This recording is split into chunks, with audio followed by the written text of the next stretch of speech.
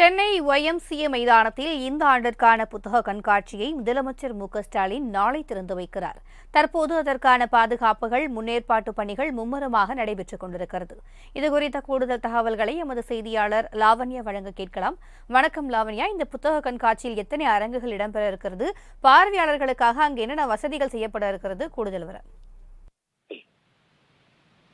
வணக்கம். சென்னையில் 47வது புத்தக கண்காட்சி நந்தனத்தில் உள்ள YMCA மைதானத்தில் நாளை நடைபெற இருக்கிறது.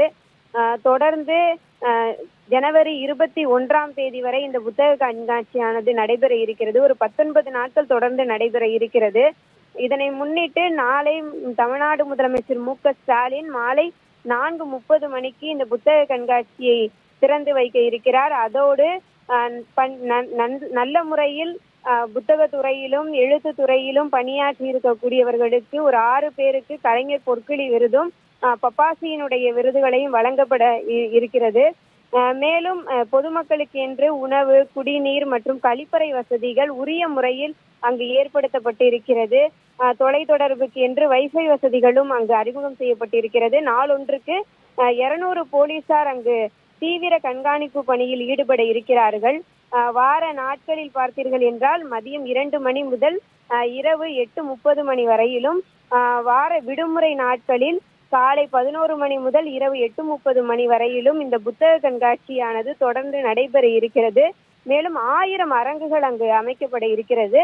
அதன் காரணமாக பொதுமக்கள் யாரேனும் அரங்குகள் தெரியாமல் தங்களுடைய நேரத்தை வீணாக கழிக்க கூடாது என்பதற்காகவே LED திரையில் ஒவ்வொரு அரங்கினுடைய பெயரும் குறிப்பிடப்பட்டு அந்த அரங்கில் எந்த விதமான புத்தகங்கள் அடுக்கி வைக்கப்பட்டிருக்கிறது என்பதனையும் கூடுதல் விவரங்களுடன் கொடுக்கப்பட்டு வாடிக்கையாளர்கள் மிக விரைவாக அரங்குகளை அடைந்து தங்களுக்கு தேவையான புத்தகங்களை வாங்கி பயன்பெறும் வகையிலே அந்த புத்தக கண்காட்சியானது உரிய முறையில் அந்த முன்னேற்பாட்டு பணிகள் இன்று நடைபெற்று கொண்டிருக்கிறது.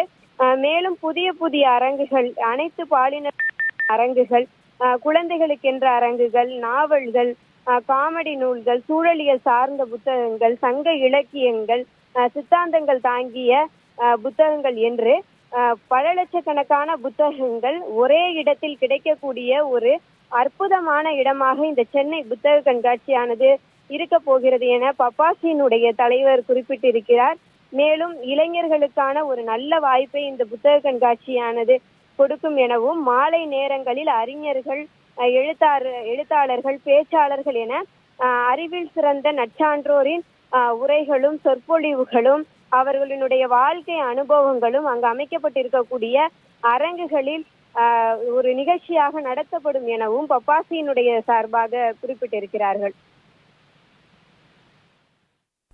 கூடுதல் விவரங்களுக்கு நன்றி லாவண்யா.